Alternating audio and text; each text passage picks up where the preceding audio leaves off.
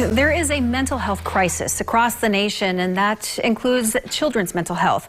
Our kids are facing unprecedented challenges today, and these challenges, they can have devastating effects on their mental health.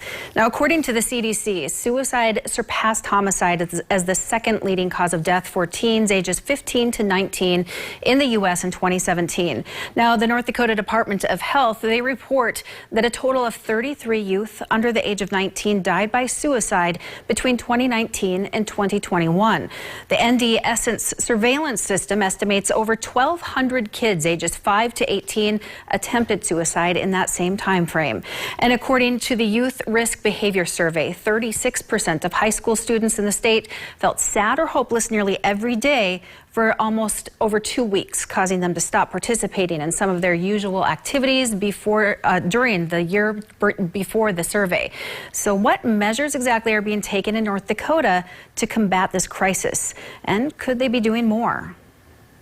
Behavioral health must continue to be a top priority. We've got to keep expanding critical behavioral health services.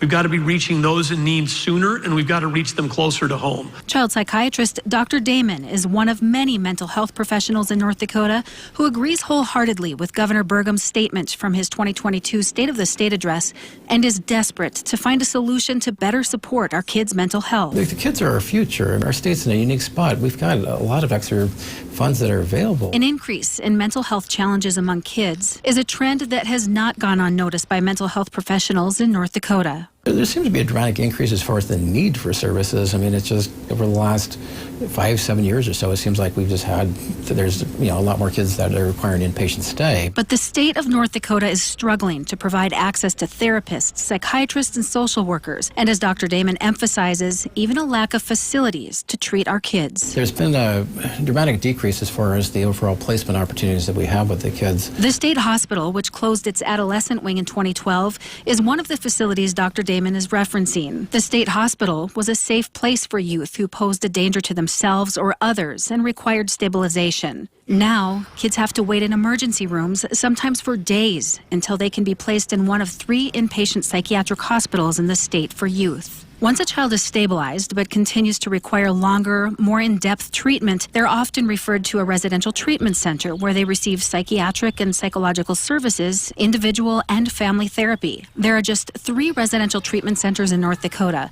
and just like every other treatment center in the state, we're always full and we always have a wait list. Brian Winterberg is the executive director at Pride Manchester House in Bismarck, the only residential treatment center in the state to serve kids under the age of 10. With only 2 other residential treatment centers in the state, Dakota Boys and Girls Ranch in Minot and Prairie St. John's in Fargo, a child can wait as long as 2 months to get in. Once we have a child leave our facility, they have completed treatment successfully and are ready to go. The very same day, we have another one from our list come in. And as previously mentioned, Manchester House, Prairie St. John's, and Dakota Boys and Girls Ranch are the only 3 residential facilities in the state. They provide intensive inpatient treatment help for youth with serious emotional and behavioral problems.